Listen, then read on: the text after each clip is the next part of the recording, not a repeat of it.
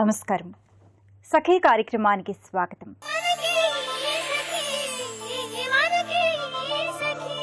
పిల్లలు తెల్లని కాగితాలు లాంటి వాళ్ళు. తల్లిదండ్రులు వారి మనసుపై ఎలాంటి బొమ్మ గీస్తే వారి జీవితం అలానే తయారవుతుంది. పిల్లల్ని పెంచడం అంటే వారి భవిష్యత్తును తీర్చిదిద్దడం. తిండి, బట్ట, చదువు ఇస్తే సరిపోదు. పిల్లలకు జీవించడం ఎలాగో నేర్పించాలి. జీవించడంలోని ఆనందాన్ని ఆస్వాదించడం నేర్పించాలి. పిల్లలకు చిన్నప్పుడు అమ్మా నాన్నే సర్వస్వం. వారిని అనుకరిస్తూ పెరుగుతారు.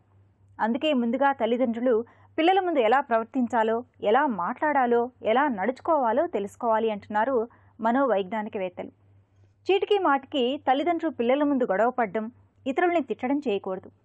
చిన్నారుల్లో ఎక్కువ మంది అమ్మనే ఇష్టపడతారు, ప్రేమిస్తారు, సునిశ్చితంగా గమనిస్తుంటారు.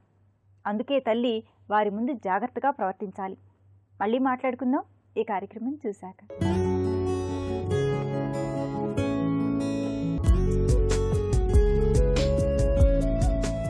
నమస్కారం. ఉజ్వల కార్యక్రమానికి స్వాగతం. సకులు ఇవాటి మన కార్యక్రమంలో మనతో పాటు ఉన్నారు ప్రముఖ badminton player PV Sindhu. So తనతో కాసేపు ముచ్చటిద్దాం.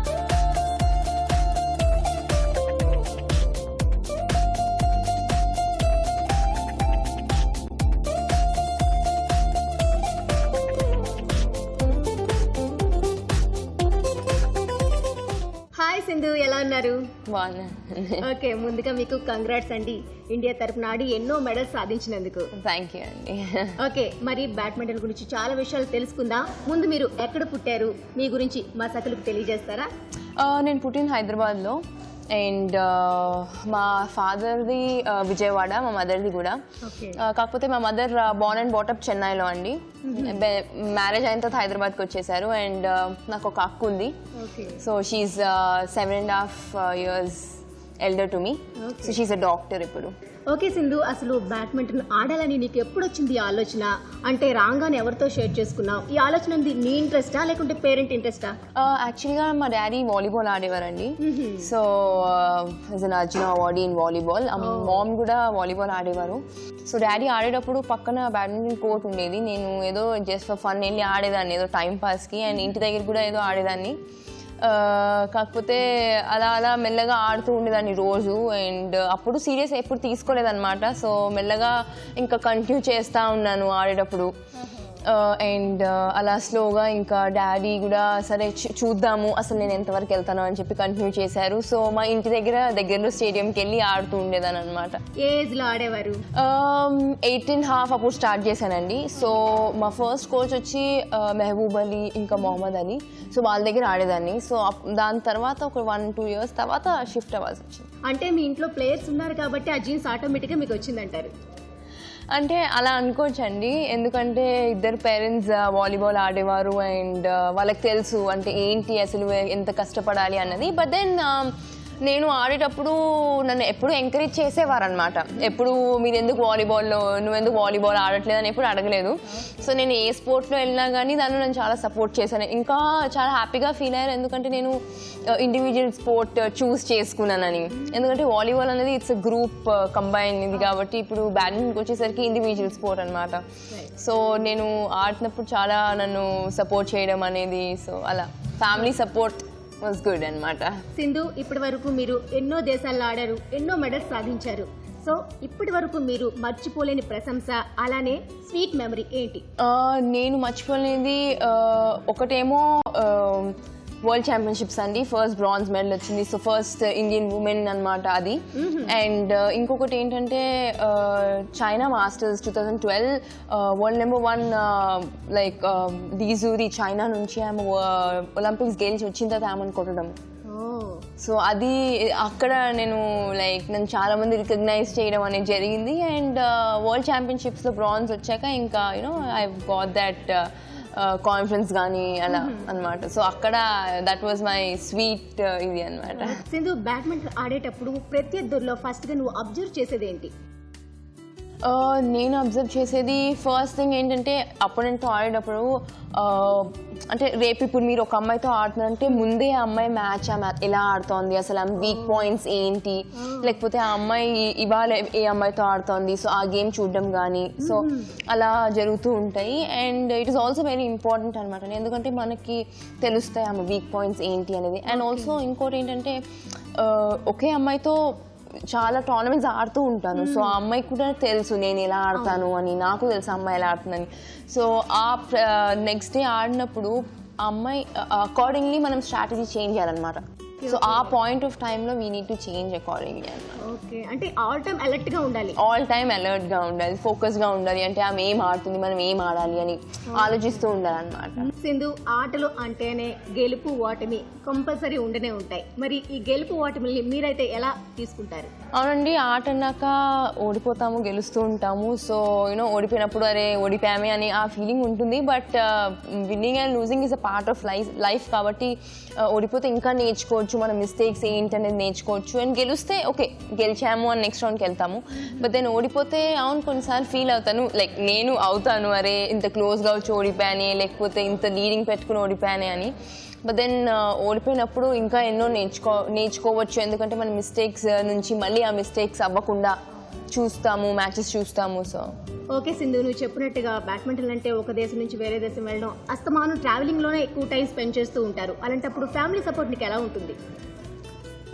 ఫ్యామిలీ సపోర్ట్ చాలా బాగుందండి, ఎందుకంటే ఫ్యామిలీ సపోర్ట్ అనేది మెయిన్ థింగ్ ఎవరికైనా కావాలి. ఫ్యామిలీ సపోర్ట్ ఉంటేనే ఇంత పైకి రావచ్చు అని చెప్పచ్చు. అండ్ ఇవాళ నేను ఇక్కడ ఉన్నానంటేనే ఫ్యామిలీ సపోర్ట్ అని చెప్పచ్చు basically. And one more thing, డెఫినెట్గా నేను ట్రావెల్ చేసేటప్పుడు మా పేరెంట్స్ వస్తూ ఉండేవారండి. ఇప్పుడు నేషనల్స్ కానీ ఇక్కడ నేషనల్ వైజ్ లేకపోతే ఇంటర్నేషనల్ వైజ్, సో మమ్మీ అయినా లేకపోతే డాడీ అయినా ట్రావెల్ చేస్తూ ఉంటారు, because it is very much important. And ఇంతకు ముందు మేము చాలా దూరం ఉండేవాళ్ళం, లైక్ ఇక్కడ హైదరాబాద్లో మేము ఆల్మోస్ట్ 56 కిలోమీటర్స్ దూరంలో ఉండేవాళ్ళం అంట, వెళ్ళి రావడం. బట్ దెన్ నా కోసం రీసెంట్గా ఇక్కడ షిఫ్ట్ అయ్యే దగ్గరలో ఇక్కడ ప్రాక్టీస్ చేసి మళ్ళీ ఇంటికి వెళ్ళి ఫుడ్ అవన్నీ ప్రాపర్ కేర్ తీసుకోవాలి కాబట్టి నా కోసం షిఫ్ట్ అయ్యారనమాట. సో ఇప్పుడు వాళ్ళకి ఆఫీస్ అనేది చాలా దూరం అయిపోతుంది. ఇద్దరు పేరెంట్స్ రైల్వేస్లో వర్క్ చేస్తారు. అండ్ మమ్మీ నా కోసం బీఆర్ఎస్ తీసుకున్నారు, ఎందుకంటే ఇంట్లో ఉండి నేను వెళ్ళినప్పుడల్లా వెళ్ళి చెయ్యాలి. ఎందుకంటే అంటే మా టైమింగ్స్ చాలా డిఫరెంట్ ఉంటాయి అన్నమాట, పొద్దున వెళ్తాము మళ్ళీ మధ్యాహ్నము అలా. సో అంటే ఇది కూడా జాబ్ లాగా 8 hours అనేది కంపల్సరీ స్పెండ్ చేయాలి అంతే, లైక్ 7 to 8 hours. అండ్ చాలా సాక్రిఫైస్ చేశారు నా కోసం అనమాట. So I'm very thankful to them. Maybe అందుకే మీరు ఈ ప్లేస్ లో ఉన్నారేమో. అవును. రైట్, మీ ఎయిమ్, అంబిషన్, గోల్ ఏంటండి? నా ఎయిమ్, అంబిషన్ అండ్ గోల్ ఏంటంటే ఇప్పుడు ప్రస్తుతం ఒలింపిక్స్ వస్తుంది. సో దాంట్లో ఫస్ట్ టైం ఒలింపిక్స్ అండి, చాలా ఎక్సైటెడ్గా ఉంది. సో దాంట్లో మెడల్ రావాలని, అది ఇమీడియట్ ఎయిమ్ అనమాట, ఇమీడియట్ గోల్ కూడా. అండ్ వరల్డ్ నెంబర్ 1 అవ్వాలి, ఇంకా ఆల్ ఇంగ్లాండ్ గెలవాలి. సో ఇవి నా aim and achievements and goals అనమాట. ఓకే సింధు, ఇప్పుడు మీలాగా ఇండియా తరఫున ఆడుతున్న వారికి, ఆడబోయే వారికి, ఆడాలనుకునే వారికి మీరు ఇచ్చే మంచి మాట? బేసికలీ ఫస్ట్ థింగ్ అన్ని ఫ్యామిలీ సపోర్ట్ ఉండాలి చెప్పినట్టుగానే. అండ్ పిల్లలకి ముఖ్యంగా వాళ్ళు ఏ స్పోర్ట్ అయినా కానీ, బ్యాడ్మింటన్ లేకపోతే ఏ స్పోర్ట్ అయినా కానీ, ఏది ఇంట్రెస్ట్ ఉంటే దాంట్లో దానిలో చాలా సపోర్ట్ చేయాలి. అండ్ పిల్లలు కూడా చాలా డిటర్మినేషన్తో, చాలా హార్డ్ వర్క్తో కష్టపడాలి. సో అప్పుడే పైకి వస్తారు. And also success, hard work is a key for success అని అంటారు. సో డెఫినెట్గా it is very true. And that's all అండి. And I wish all of them all the very best. And in whichever sport, ఏ sport అయినా కానీ, లేకపోతే చదువులో కానీ, లేకపోతే బ్యాడ్మింటన్, టెన్నిస్, దేంట్లో అయినా కానీ parents support should is must. Okay Sindhu, me AIIMS, dreams అన్ని ఫుల్ఫిల్ కావాలని ఒలింపిక్స్ కి ఆల్ ద బెస్ట్ చెప్తున్నాం. Thank you so much Sindhu. So చూసారు కదా సకలు, ఇది వాటి ఉజ్వల కార్యక్రమం. మరో చక్కని కార్యక్రమంలో మళ్ళీ కలుసుకునేంత వరకు సెలవు, నమస్తే. ఈ మధ్యకాలంలో పిల్లలు స్మార్ట్ ఫోన్స్తోనే కాలక్షేపం చేస్తున్నారు. ఆటలు ఆడుతూ కంప్యూటర్ ముందు కూర్చొని సమయాన్ని వృధాగా గడిపేస్తున్నారు. అలాంటి పిల్లల్ని తిట్టడం వల్ల ప్రయోజనం ఉండదు. ముందుగా తల్లిదండ్రులు పిల్లల ముందు ఎక్కువసేపు ఫోన్లో మాట్లాడడం, చాటింగ్ చేయడం మానేయాలి. అవసరం ఉన్నా లేకపోయినా కంప్యూటర్ ముందు కూర్చోకుండా పిల్లలతో గడపాలి. పిల్లలతో సరదాగా మాట్లాడుతూనే వాళ్ళ దినచర్య ప్రణాళిక ప్రకారం ఉండేలా అలవాటు చేయాలి. పిల్లలు తప్పు చేసినా, తప్పుగా మాట్లాడినా వివరంగా చెప్పి మాన్పించాలే తప్ప అధికారాన్ని ప్రదర్శించకూడదు. పిల్లలు కోరింది ఇవ్వడం కుదరనప్పుడు మరొకటి ఎన్నుకునే ఛాన్స్ ఇవ్వాలి. దాంతో వాళ్ల మనసులో ప్రత్యామ్నాయ ఆలోచనలు మొదలవుతాయి. అది భవిష్యత్తులో కీలక నిర్ణయాలు తీసుకోవడానికి ఉపయోగపడుతుంది. మళ్ళీ మాట్లాడుకుందాం. ముందుగా ఈ కార్యక్రమం చూసేయండి.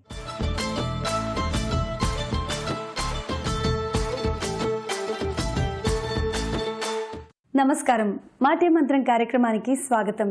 ఈరోజు మాటే మంత్రం కార్యక్రమంలో మనతో పాటు ఉన్నారు సర్టిఫైడ్ ఫైనాన్షియల్ ప్లానర్ స్వప్న గారు. మరి స్వప్న గారిని అడిగి ఈరోజు ఏ అంశాన్ని గురించి తెలియజేస్తారో తెలుసుకుందాం. నమస్తే అండి స్వప్న గారు. నమస్తే అండి. మేడం ఎలా ఉన్నారు? బాగున్నానండి. స్వప్న గారు, మరి ఈరోజు మా సఖులకి ఫైనాన్స్లో ఏ అంశాన్ని గురించి తెలియజేస్తున్నారు? ఇవాళ మనం అంటే ఇదివరకు అలా ఇన్వెస్ట్మెంట్ ఆప్షన్స్ గురించి చెప్పుకున్నాం కదా, సో దాంట్లో మ్యూచువల్ ఫండ్ అనే దాని గురించి ఇవాళ మనం డిస్కస్ చేసుకుందామండి. Okay madam.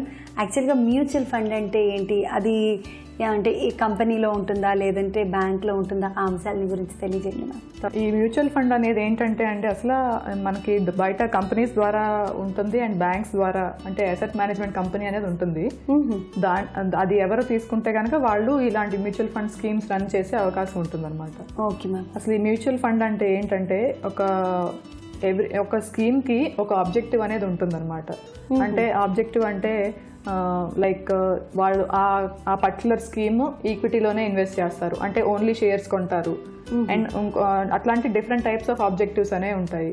అండ్ ఒకళ్ళు వచ్చి ఉట్టి ఫార్మా అంటే మెడిసిన్ బేస్డ్ కంపెనీస్ ఉంటాయి కదా, అలాంటి కంపెనీస్లోనే ఇన్వెస్ట్ చేస్తారు. కొన్ని వచ్చేసి ఉట్టి ఐటీ సెక్టర్ కంపెనీలోనే ఇన్వెస్ట్ చేస్తారు. అట్లాంటి ఒక ఆబ్జెక్టివ్ అనేది ఉంటుంది ప్రతి స్కీమ్కి. సో ఆ ఆబ్జెక్టివ్ని బట్టి చూసిన తర్వాత మనం ఆ స్కీమ్లో పెట్టాలా లేదా అనేది మనం చూసుకోవాలి. అసలు ఈ స్కీమ్లో పెట్టడం అంటే ఏంటంటే, ఇప్పుడు ఇండివిజువల్గా మనకి ప్రతి కంపెనీ ఐడియా అంటే గురించి స్టడీ చేయటం కానీ, ఆ కంపెనీ మేనేజ్మెంట్ గురించి కానీ, ఆ కంపెనీకి ఫర్దర్గా ఎలాంటి ఆపర్చునిటీ ఉన్నది అనేది కానీ మనకి ఇండివిజువల్గా స్టడీ చేయడం కొద్దిగా కష్టం అవుతుంది. అంటే అట్లీస్ట్ టచ్లో లేని వాళ్ళకి, రెగ్యులర్గా బిజినెస్లో ఉన్న వాళ్ళకి ఐడియా ఉంటుంది. అలా కాకుండా మనం మామూలుగా హౌస్ వైఫ్స్ కానీ అండ్ వేరే ఎంప్లాయీస్ కానీ అవన్నీ డీటెయిల్గా ఐడియా ఉండదు. సో అలాంటి వాళ్ళకి మ్యూచువల్ ఫండ్ అనేది బెస్ట్ ఆప్షన్ అనమాట. Okay madam. ఇప్పుడు మ్యూచువల్ ఫండ్ అనేది మామూలుగా తెలియని వాళ్ళకి ఒక ఐడియా రావడం కోసం మామూలు మనం తెలిసిన దాంట్లో చేయాలి అంటున్నారు కదండి. అసలు ఈ మ్యూచువల్ ఫండ్ అనేది ఎంత అమౌంట్ పెట్టాల్సి ఉంటుంది మినిమంగా? ఎన్ని డేస్? అంటే మనం ఫిక్స్డ్ డిపాజిట్ లాగానా, లేదా ఇన్వెస్ట్మెంట్ అంటే మంత్లీ ఈఎంఐ లాగానా, లేదా ఒకేసారి లంసమ్ అమౌంట్ అందులో పెట్టేయడం ఎలా ఉంటుంది మేడం? అదే అండి, ఇప్పుడు మ్యూచువల్ ఫండ్ అంటే అసలు ఒక ఫండ్ అనేది ఫామ్ చేస్తారనమాట. ఇప్పుడు ఒక స్కీమ్ అనుకున్నాం కదా ఇందాక. అవునండి. సో మనం దాంట్లో ఒక ఫార్మా స్కీమ్ అనుకుందాం, అంటే మెడిసిన్స్ రిలేటెడ్ కంపెనీస్ లాంటిలో పెట్టే స్కీమ్ అనమాట. సో ఆ స్కీమ్లోకి ఆ స్కీమ్ యొక్క ఫండ్ నెంబర్ ఆఫ్ యూనిట్స్ కింద డివైడ్ చేస్తారు. ఇప్పుడు ఆ స్కీమ్లో మీకు ఇంట్రెస్ట్ ఉంది, నాకు ఇంట్రెస్ట్ ఉంది, అలాగే ఇంకొక 100 మందికి ఇంట్రెస్ట్ ఉంది. సో మనందరం కూడా, మీరు ఒక 100 రూపాయలు పెడతారు, నేను ఒక 200 పెడతాను, వేరే వాళ్ళు ఒక 10 రూపాయలు పెడతారు, ఒక 500 పెడతారు. అట్లా ఎవరు పెట్టగలిగినంత, ఎవరు దాంట్లో ఎంత పెడదాం అనుకుంటే వాళ్ళు they will just put in that అనమాట. ఓకే. సో ఇంత అంత అని లిమిటేషన్ ఉండదు అనమాట. సో స్టార్టింగ్ వచ్చే అమౌంట్ ఈచ్ స్కీమ్ కొంచెం అమౌంట్ అనేది ఉంటుంది. It depends on the company అనమాట and on the scheme also. So maybe 500 or 1000 ఉంటుంది. సో అంత అమౌంట్ నుంచి స్టార్ట్ చేసి ఎంతవరకైనా మనం పెట్టుకోవచ్చు ఆ స్కీమ్లో. సో ఆ ఫండ్ పర్ఫార్మెన్స్ని బట్టి, అంటే బాగా పర్ఫామ్ చేస్తే మనకు రిటర్న్ బాగా వస్తుంది అనుకున్నాం కదా, సో షేర్స్లో పెడితే ఎలా రిటర్న్ వస్తుందో అట్లా ఆ రిటర్న్ వచ్చిన దాన్ని బట్టి ఆ యూనిట్స్ వాల్యూ అనేది పెరుగుతూ ఉంటుంది. ఇప్పుడు ఆ 10 రూపాయల యూనిట్ అనుకున్నాం కదా ఇందాక, అది 12 రూపాయలు అయింది అనుకోండి. సో మన అమౌంట్ 120 అవుతుంది అనమాట. సో అట్లా మనం పెట్టిన అమౌంట్కి తగిన యూనిట్స్ ఇస్తారు. అండ్ ఆ యూనిట్స్ ఆ వాల్యూ పెరిగిన దాన్ని బట్టి మన యూనిట్ వాల్యూ అనేది పెరుగుతుంది. సో ఈ యూనిట్ లెవెల్ని చూస్తుంటే ఇలా పెడితే బాగుంటుందేమో, 100కి 120 వస్తుంది అన్న ఆలోచన వచ్చేస్తుంది కదా మేడం. ఇందులో అమౌంట్ పెట్టడం ఎలా పెట్టాల్సి ఉంటుంది? ఇప్పుడు ఈ మ్యూచువల్ ఫండ్ స్కీమ్స్ అనేవి ఇందాక అనుకున్నట్టు కంపెనీస్, కొన్ని రిజిస్టర్ అయిన కంపెనీస్ ద్వారా మనకి అందుబాటులోకి వస్తాయి అండ్ బ్యాంక్స్ ద్వారా కూడా అందుబాటులోకి వస్తాయి. సో మనం ఏ కంపెనీలో, అంటే ఏ ఫండ్లో పెడదాం అనుకునే చూస్ చేసుకున్న తర్వాత దానికి కావాల్సిన డాక్యుమెంట్స్ అనేవి, అంటే అప్లికేషన్ ఫైల్ చేయడం లాంటివి ఉంటాయి. సో అది ఫిల్ చేసిన తర్వాత మనం నెక్స్ట్ స్టెప్లోకి వెళ్ళాలన్నమాట. అప్పుడు యూనిట్స్ తీసుకోవడం ఉంటుంది. అండ్ యూనిట్స్ ఎంత తీసుకోవాలి అంటే, మనం ఇప్పుడు మన దగ్గర ఎక్కువ అమౌంట్ ఉందనుకోండి, 10,000 20,000 ఉందనుకోండి, సో లంసమ్గా కూడా పెట్టచ్చు. అది కాకుండా కూడా మనం మంత్లీ సేవింగ్స్ ఒక 1000 2000 ఎవ్రీ మంత్ సేవ్ చేయగలను అనుకున్న వాళ్ళు కనుక ఖచ్చితంగా సేవ్ చేయగలను అనుకునే వాళ్ళు SIPs అని ఉంటాయి, సిస్టమాటిక్ ఇన్వెస్ట్మెంట్ ప్లాన్స్ అనమాట. సో అంటే ఎవ్రీ మంత్ మనం పోస్ట్ ఆఫీస్ రికరింగ్ డిపాజిట్లో ఎవ్రీ మంత్ ఎలా పెడతామో అట్లా దీంట్లో కూడా ఎవ్రీ మంత్ మనం అమౌంట్ పెడతాం అనమాట. సో ఎవ్రీ మంత్ పెట్టిన అమౌంట్ ద్వారా కూడా మనకి ఎన్ని యూనిట్స్ అనే ఇందాక అనుకున్నాం కదా, ఎట్లా యూనిట్స్ క్యాలిక్యులేట్ చేస్తారో అదేవిధంగా మనకి అట్లా పెట్టినా కూడా యూనిట్స్ అనేవి మనకి ఎవ్రీ మంత్ యాడ్ అవుతూ ఉంటాయి. సో SIP అంటే సిస్టమాటిక్గా మంత్లీ ఇన్ని యూనిట్స్ అని వస్తూ ఉంటాయి కదండి. ఇందులో ఒక మళ్ళీ చిన్న సందేహం madam, first time unit value 10 rupees అన్నారు మేడం. అప్పుడు మనం ఒక 100 పెట్టామనుకోండి 10 యూనిట్స్ వస్తాయి. ఇప్పుడు మనం యూనిట్స్ కొంటూ ఉన్నాం కదా మేడం, జనరల్గా ఒక 6 మంత్స్ అయిపోయింది మనం స్టార్ట్ చేసి. 6 మంత్స్ తర్వాత కూడా దాని అమౌంట్ అలాగే ఉంటుందండి, దాని రేటు యూనిట్ అంటే మనం ఫస్ట్ నుండి 6 మంత్స్ నుండి మనం పెడుతున్నాం కదా, మనకు అదే రేట్ ఇస్తాడా లేదా కొత్త రేట్లో ఇస్తాడా? రేట్ అంటే ఇప్పుడు 10 రూపాయలు కొన్నది 6 మంత్స్ తర్వాత దాని పర్ఫార్మెన్స్ని బట్టి డిపెండ్ అయి ఉంటుంది కదా. సో ఆ కంపెనీలు వాళ్ళు పెట్టిన ఆ కంపెనీస్ అన్ని ఆ గ్రూప్ ఆఫ్ కంపెనీస్లో పెడుతుంటారు కదా, ఇన్వెస్ట్ చేస్తారు. సో అది అవన్నీ బాగా పర్ఫామ్ చేసినాయి అనుకోండి, మీకు 130 కూడా వెళ్ళొచ్చు. 130కి వెళ్ళినా మీకు యూనిట్లు ముందు కొన్న వాటికి మీరు బెనిఫిట్ అవుతారు. ఓకే. సో ఇప్పుడు కొంచెం ఎక్కువ రేట్ పెట్టి మళ్ళీ మనం కొంటుంటాము. బట్ అదే విధంగా మళ్ళీ ఇంకొన్ని మంత్స్ అయ్యాక అనుకోండి తగ్గింది అనుకోండి, మార్కెట్ తగ్గి సో అన్ని తగ్గి కొంచెం తగ్గొచ్చు కూడా. సో అలాంటప్పుడు మళ్ళీ మీరు కొంటుంటారు. మీరు కొంట మాత్రం ఆపరు కదా, ఎవ్రీ మంత్ కొన్ని తీసుకుంటుంటారు. సో యావరేజ్ అవుతుంది అనమాట. సో ఒకేసారి ఎక్కువ పెట్టి కొనము, ఒకేసారి తక్కువ పెట్టి కొన్నా ఈ అన్ని కలిపేటప్పటికి మనకి యావరేజ్ అవుతుంది అనమాట. సో మొత్తం ఎక్కువగా పెట్టినట్టుగా కూడా అవ్వదు. అదే ఒకసారి ఎక్కువ పెట్టచ్చు, ఒకసారి తక్కువ పెట్టచ్చు, అప్ అండ్ డౌన్స్ లో యావరేజ్ అవుతుంది. స్వప్న గారు, ఈ మ్యూచువల్ ఫండ్ వల్ల బెనిఫిట్స్ ఏంటండి? మ్యూచువల్ ఫండ్ అంటే ఇందాక అనుకున్నట్టు మన చిన్న చిన్న ఇన్వెస్టర్స్ లాంటి వాళ్ళు ఒకేసారి ఒకే కంపెనీలో పెట్టడం కానీ రిస్క్ తీసుకోవడం అవుతుంది కదా. సో అట్లా కాకుండా మనం అన్ని డైవర్సిఫైడ్గా ఉంటుంది మన పోర్ట్ఫోలియో. సో మనకు షేర్లు మనకు 100 రూపాయలు ఉన్నాయనుకోండి, మనం ఒకటే షేర్ కొనుక్కోగలం. అలా కాకుండా మ్యూచువల్ ఫండ్ ద్వారా పెట్టుకుంటే కనుక ఆ ఫండ్ మేనేజర్ అనేవాళ్ళు అందరి ఇన్వెస్టర్స్ ఫండ్స్ పూల్ చేసి ఒక 10 or 20 కంపెనీస్ అంతకంటే ఎక్కువ కంపెనీస్లో కూడా డైవర్సిఫైడ్గా ఇన్వెస్ట్ చేస్తారు. సో అన్ని కంపెనీలు మనం కొద్దిగా ఇన్వెస్ట్ చేసినట్టు అనమాట. సో మనం ఇండివిజువల్గా చేస్తే అలా చేయలేము. సో ఆ బెనిఫిట్ అనేది ఉంటుంది మనకి డైవర్సిఫికేషన్. అండ్ మనకి ఏ కంపెనీలో పెట్టాలి అనేది మనకి చాలా పెద్ద విషయం అనమాట. దాని గురించి స్టడీ చేయటం, మనం డెసిషన్ తీసుకోవటం. ఈ మనం మ్యూచువల్ ఫండ్లో పెడితే కనుక వాళ్ళు ఫండ్ మేనేజర్స్ అనే వాళ్ళు ఉంటారు. సో వాళ్ళు ఎక్స్పీరియన్స్డ్, ఈ బిజినెస్లో వాళ్ళు పర్టికులర్గా ఎక్స్పీరియన్స్డ్ పీపుల్ కాబట్టి వాళ్ళు కరెక్ట్గా అంటే ఏ ఫండ్స్లో పెడితే బాగుంటుందో they have an idea. So మనకి బెనిఫిట్ అంటే క్వాలిటీ డెసిషన్ మేకింగ్ అనేది ఉంటుంది అక్కడ. సో మనం డిసైడ్ చేసి పెట్టేదానికంటే. అండ్ అలా కాకుండా రిస్క్ కూడా తక్కువ ఉంటుంది. ఓకే మేడం, ఒకే ప్లేస్లో ఉండదు మన అమౌంట్ అంతా కాబట్టి మనకు సేఫ్గా ఉంటుంది. అవునండి, అంతే. Thank you so much ma'am. మా సకులందరికీ మ్యూచువల్ ఫండ్ అంటే ఏంటి, అసలు దాంట్లో ఎలా ఇన్వెస్ట్ చేస్తారు, దానివల్ల వచ్చే లాభాలు ఏంటి, ఈ విషయాలన్నీ తెలియజేసినందుకు ధన్యవాదాలండి. థ్యాంక్స్ అండి. ఇది ఇవాల్టి మాటే మంత్రం కార్యక్రమం. మరో అందమైన ఎపిసోడ్లో మళ్ళీ కలుసుకుందాం. అంతవరకు సెలవు, నమస్కారం. పిల్లల్ని ప్రోత్సహించడం అనేది తల్లి బాధ్యత. ఇంట్లో పిల్లలు చేసే ప్రతి పనిని తల్లి సంతోషంగా చూడాలి, పరిశీలించాలి, సూచనలు సలహాలు ఇస్తూ ప్రోత్సహించాలి. అలాగని పిల్లల బాధ్యత అంతా అమ్మదే అనుకుంటే పొరపాటు. అమ్మది 50% మాత్రమే, మిగిలిన 50% నాన్నది. పిల్లల నవ్వుల్లో ఆనందం ఉంటుంది, స్వచ్ఛత ఉంటుంది, వారి మాటల్లో అమాయకత్వం ఉట్టిపడుతుంది. లెక్కలేనన్ని ప్రశ్నలు అడుగుతుంటారు. వాటిని ప్రతి తల్లి విసుక్కోకుండా ఓపిగ్గా వినాలై సమాధానాలు చెప్పాలి. అప్పుడే వాళ్లలో తెలివితేటలు, నైపుణ్యత పెరుగుతాయి. పిల్లల్లో ప్రశ్నించే గుణాన్ని పెంచడం ప్రతి తల్లి బాధ్యత. మంచి చెడులు నేర్చుకోవడానికి తల్లిదండ్రులు పిల్లలకు ఆలంబనగా ఉండాలి. వారి సంతోషాన్ని అమ్మా నాన్నలో వెతుక్కునేలా ప్రవర్తించాలి. మరిన్ని సంగతులు చెప్పుకుందాం ఈ కార్యక్రమం చూశాక.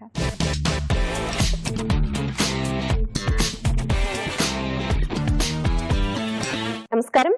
వంటల సందడి కార్యక్రమానికి స్వాగతం. రుచికరమైన వంటకాల్ని మన సకులకి ప్రతిరోజు పరిచయం చేస్తున్న వంటల సందడి ఈ రోజు కూడా మరొకరు నోరూరించే వంటతో సిద్ధంగా ఉంది. అదేంటో తెలుసుకుందామా? ముందుగా సరోజిని దేవి గారిని పరిచయం చేసుకుందాం. సరోజిని దేవి గారు నమస్కారం అండి. నమస్కారం. ఎక్కడి నుంచి వస్తున్నారు? బిఎస్ మక్తాన్. ఓకే, మరి మన సకులకి ఈ రోజు మీరు ఏం వంట పరిచయం చేస్తున్నారు? వంకాయ పులుసు. వంకాయ పులుసు.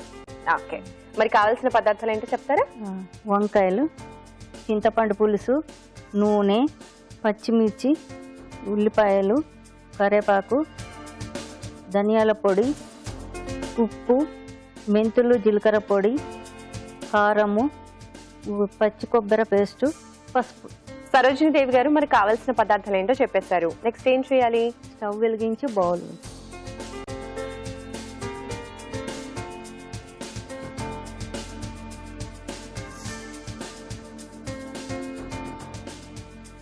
మరి ప్యాన్ పెట్టేసాము. నెక్స్ట్ ఏం చేయాలి? ఆయిల్ వేసుకోవాలి. ఆయిల్. ఓకే.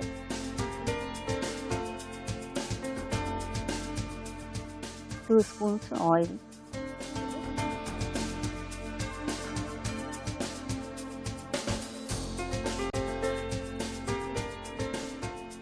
ఆయిల్ వేడాక పోపు దినుసులు వేయాలి. ఓకే. పోపు దినుసులు, ఎండుమిర్చి. మరి పోపు దినుసులు వేసేసాము. నెక్స్ట్ ఏం చేయాలి? వేగిన తర్వాత పచ్చిమిర్చి ముక్కలు. ఓకే. ఇది కొంచెం వేగనిచ్చి పచ్చిమిర్చి వేయాలా? ఓకే, వేసేయండి. పచ్చిమిర్చి కూడా చిన్నగా తరుక్కున్నారు. ఇంకా ఏం కొంచెం చేసుకుంటారు? కరివేపాకు. కరివేపాకు. కరివేపాకు, ఉల్లిపాయ ముక్కలు. ఓకే. ఇప్పుడు ఏం వేస్తున్నారు? ఇప్పుడు పసుపు వేయాలి. పసుపు. ఆనియన్స్ వేగనివ్వాలా లేదా దాంతో పాటు వేగనివ్వాలి, వేయాలా? కొంచెం వేగనివ్వాలి. ఓకే. పసుపు. ఓకే, ఇవి కొంచెం వేగిపోయాయి కదా. నెక్స్ట్ వంకాయ ముక్కలు వేసుకోవాలి. నెక్స్ట్ వంకాయ వేసేద్దామా? ఓకే. వంకాయ పులుసు చేస్తున్నాం కాబట్టి కొంచెం పెద్ద పెద్దగానే కట్ చేస్తారు. పెద్దగానే కట్ చేసుకోవాలి. వెంటనే సాల్ట్ వేసుకోవాలి, లేకుంటే ఇవి చేదుగా అవుతాయి. అవునా? ఓకే. సాల్ట్ వేసుకొని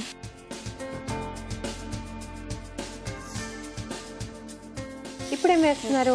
కారం పొడి. కారం పొడి. పులుసులోకి కారం ఎక్కువ ఉండాలా తక్కువగా ఉండాలి? ఎక్కువ ఉంటుంది. ఎక్కువ ఉండాలా? ఓకే. చింతపండు చింతపండు పులుసు. చింతపండు పులుసు.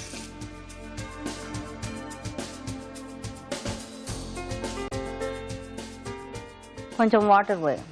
ఓకే. సో ఇప్పుడు ఇందులో మనం చింతపండు పులుసు వేసాము, దాని తర్వాత కొంచెం వాటర్ కూడా యాడ్ చేయాలా? సరిపోతుంది.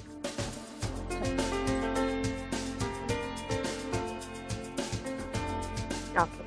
సో మూత పెట్టేసేయండి. మూత పెట్టి ఉడికించుకోవాలా? ఎంతసేపు 2 నిమిషాలు. ఒక 2 నిమిషాలు. సరోజిని దేవి గారు 2 మినిట్స్ అయిపోయింది కదా, చూద్దామా అండి? చూద్దాం. సో వంకాయలు ఉడికిపోయాయి కదా, నెక్స్ట్ ఏం వేస్తారు? పచ్చి కొబ్బరి పేస్ట్. ఓకే, పచ్చి కొబ్బరి పేస్ట్ వేస్తున్నారు. తర్వాత మెంతులు జీలకర్ర పొడి. మెంతులు జీలకర్ర పొడి కొంచెం. ఓకే. ఇప్పుడు ధనియాల పొడి. సో ఫైనల్ గా ధనియా పొడి వేసుకోవాలి.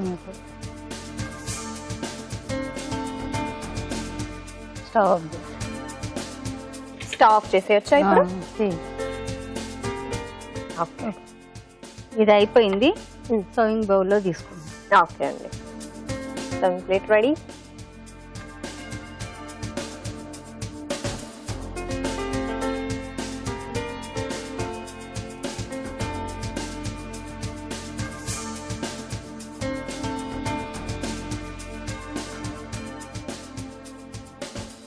వంకాయ పులుసు రెడీ అయిపోయింది. టేస్ట్ చూసి చెప్పండి. ఓకే. ఓకే, సో సరోజిని దేవి గారు ప్రిపేర్ చేసిన వంకాయ పులుసు రెడీ అయిపోయింది. మరి దీని టేస్ట్ చూసే ముందు దీనికి కావాల్సిన పదార్థాలు, తయారు చేసే విధానం మరొకసారి నోట్ చేసుకోండి. వంకాయ పులుసుకి కావాల్సిన పదార్థాలు: వంకాయలు, చింతపండు పులుసు, నూనె, పచ్చిమిర్చి, ఉల్లిపాయలు, ఎండుమిర్చి, కరివేపాకు, మెంతులు, జీలకర్ర పొడి, ఉప్పు, ధనియాల పొడి, కారం, పచ్చి కొబ్బరి పేస్ట్, పసుపు. వంకాయ పులుసు తయారు చేసుకునే విధానం: ముందుగా స్టవ్ ఆన్ చేసి పాన్ పెట్టి నూనె పోసుకోవాలి. తర్వాత పోపు దినుసులు, ఎండుమిర్చి, పచ్చిమిర్చి, కరివేపాకు, ఉల్లిపాయలు, పసుపు వేసి కలుపుకోవాలి. ముందుగా కట్ చేసి పెట్టిన వంకాయలు, దాంతో పాటే కొద్దిగా ఉప్పు, కారం వేసి కలుపుకోవాలి. తర్వాత చింతపండు పులుసు పోసి తగినన్ని నీళ్లు కూడా పోసి బాగా ఉడికించుకోవాలి. ఇప్పుడు 2 నిమిషాల పాటు మూత పెట్టి ఉడికించుకోవాలి. తర్వాత మూత తీసేసి పచ్చి కొబ్బరి పేస్ట్, ధనియా పొడి, మెంతులు, జీలకర్ర పొడి కొద్దిసేపు ఉడికించుకోవాలి. స్టవ్ ఆఫ్ చేసి ఇప్పుడు సర్వింగ్ బౌల్లోకి తీసుకుని సర్వింగ్ చేసుకుంటే ఎంతో ఘుమఘుమలాడే వంకాయ పులుసు రెడీ.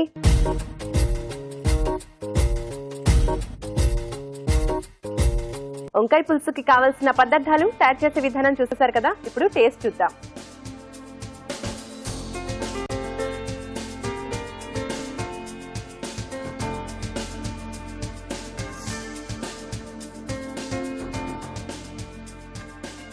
వావ్, చాలా బాగుందండి.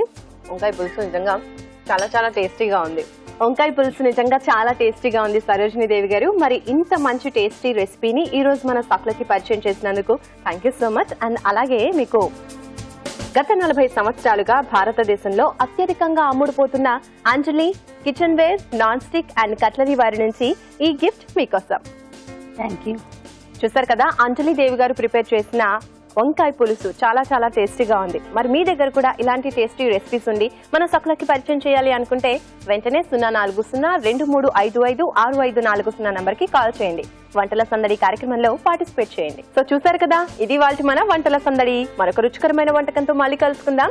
అంతవరకు సెలవు, నమస్కారం. పిల్లల్ని తల్లిదండ్రులు తప్పనిసరిగా అభినందించాలి.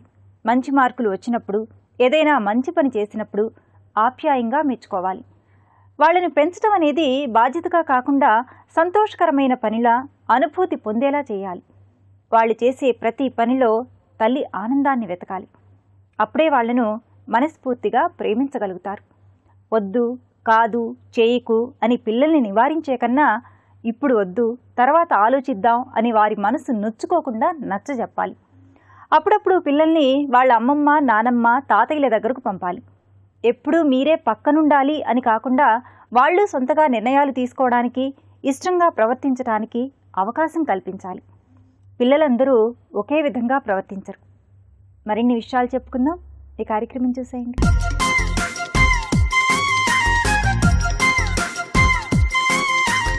నమస్కారం.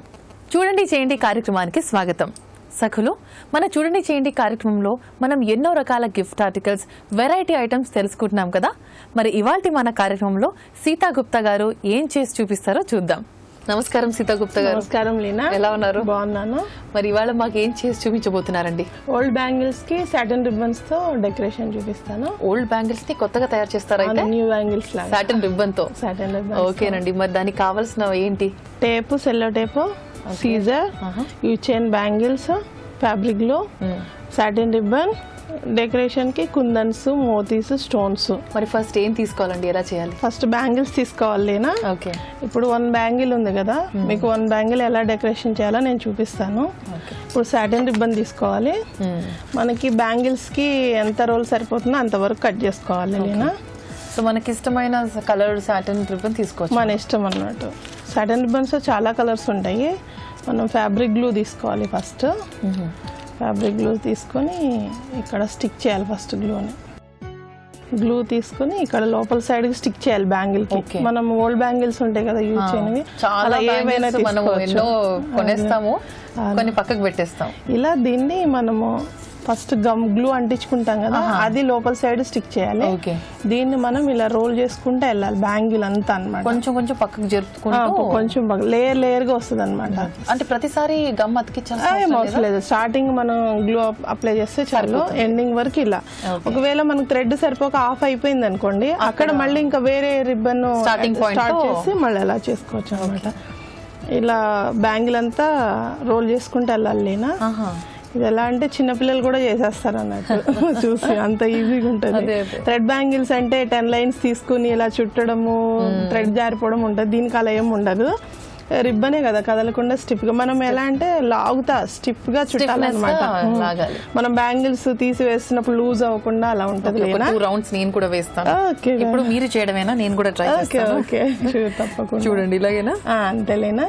ఇలా దీన్ని ఏం చేయాలంటే ఇట్లా మీరు గట్టిగా లాగాలన్నమాట. స్టిఫ్ గా ఉంటే బ్యాంగిల్ అది కదలకుండా ఉంటుంది. మీరు పెట్టిన దాని మీద రోల్ చేయొద్దు, కొంచెం కొంచెం అనమాట. మనకేంటంటే లేయర్ గా కనిపిస్తుంది అనమాట. ఓకే, అంతేలేనా.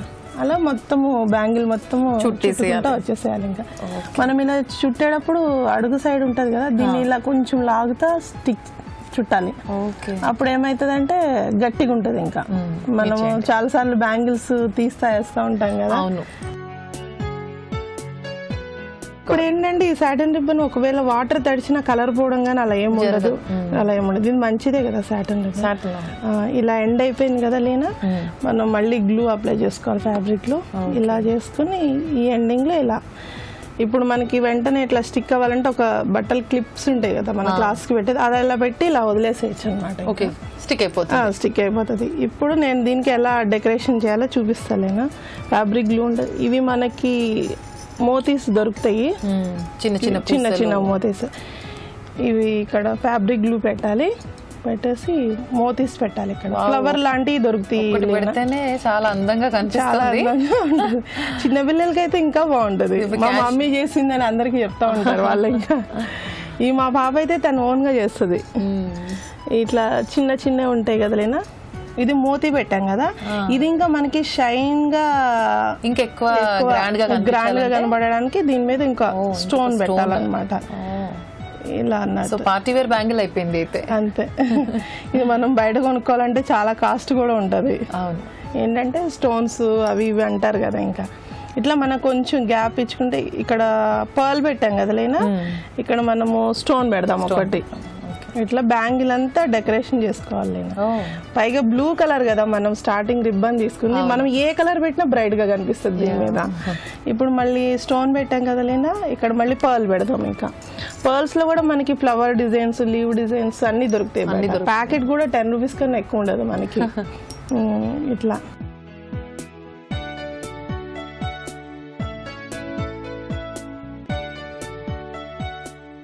బ్లూ మీద మనకి ఏ కలర్ పెట్టినా బ్రైట్ గా కనబడుతుంది. మొత్తం ఫినిషింగ్ అయిపోతే ఇలా ఉంటుంది. ఇది కొంచెం టైం పడుతుంది. పక్కకు పెట్టి డ్రై చేయాలి. ఓకే. ఇలా చాలా బాగుంది, నాకు వెంటనే వేసేసుకోవాలనిపిస్తుంది. అది ఇప్పుడు ఒక మనం బ్యాంగిల్ మీద సెట్ చేసాం కదా, నేను అదే బ్యాంగిల్ ని పెద్దగా బ్యాంగిల్ బ్రాడ్ గా ఉంటుంది కదా ఒక్కొక్కరి ఇష్టం, అది ఎలా చేయాలో చూపిస్తాను.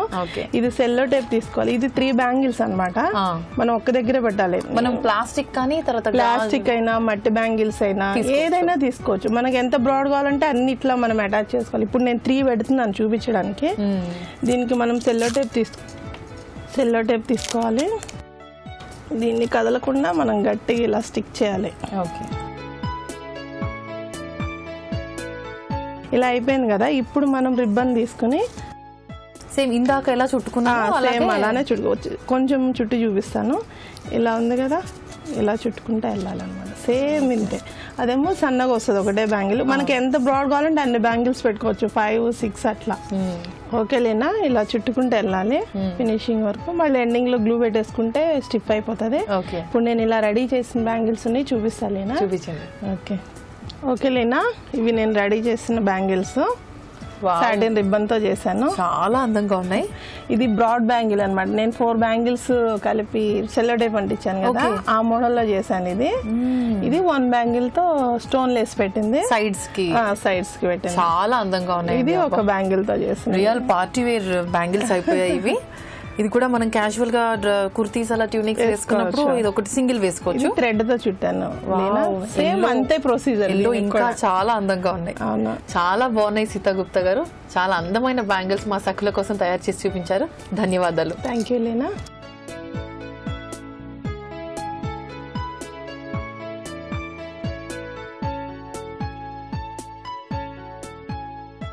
చూసారు కదా సఖులు, సీతా గుప్తా గారు తయారు చేసిన అందమైన సాటిన్ వెరైటీ బ్యాంగిల్స్ ఎంత అందంగా ఉన్నాయి కదా.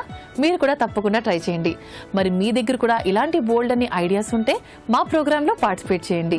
మీరు చేయాల్సిన ఫోన్ నంబర్ 04023255640. ఇదండి ఇవాల్టి మన చూడండి చేయండి కార్యక్రమం. మరో చక్కటి ఎపిసోడ్తో మళ్ళీ కలుసుకుందాం. అంతవరకు సెలవు. నమస్తే. పిల్లలకు ఆరోగ్యకరమైన అలవాట్లు చిన్నప్పటి నుంచే నేర్పించాలి. తినే ఆహారం నుంచి నిద్రపోయే మంచం వరకు అన్నీ శుభ్రంగా ఉంచాలి. సహజంగా చిన్నపిల్లలు అన్నం తినడానికి మొరాయిస్తుంటారు. అలాంటప్పుడు ఆహారంలోని పోషక విలువల గురించి వివరంగా చెప్పాలి. తల్లి వంట చేసేటప్పుడు పిల్లల్ని తప్పక అందులో భాగస్వాములను చేయాలి. అందువల్ల వాళ్ళు పేచీ పెట్టకుండా ఇష్టంగా తింటారు. ఇక ప్రతి చిన్నారి రోజుకు 6 గ్లాసులైనా నీళ్లు తాగాలి. ఆరోగ్యానికి పళ్ల రసాల వంటివి ఇవ్వడం మంచిది. బాలికలు చూస్తుండగా తల్లులు ఎక్కువసేపు అద్దం ముందు నిలబడి మేకప్ చేసుకోవడం, తలదూకుంటూ అందం గురించి చర్చించడం మంచిది కాదు. అలా చేస్తే చిన్నప్పటి నుంచే అమ్మాయిల్లో నేను ఎలా ఉన్నానో అన్న ఆందోళన మొదలవుతుంది. పిల్లల్ని అప్పుడప్పుడు పుస్తకాల దుకాణాలకు తీసుకెళ్ళి మంచి పుస్తకాలు కొనిచ్చి చదివేలా ప్రోత్సహించాలి. సరే, మరి వాటి సఖీ కార్యక్రమాలపై మీ అభిప్రాయాలు, సూచనలు మాకు తెలియజేస్తారు కదూ. మా చిరునామా Sakhi, ETV, Ramoji film city, Hyderabad 501512. మా ఫోన్ నెంబర్ 04023556540. మా ఇమెయిల్ ఐడి sakhi@ettv.co.in. రేపటి మీ సఖీలో మళ్ళీ కలుసుకుందాం. నమస్కారం. మహిళామణుల ప్రియమైన కార్యక్రమం సఖీ ఇప్పుడు యూట్యూబ్ ఆన్లైన్లో www.youtube.com/ETV News లింక్ ద్వారా వీక్షించండి.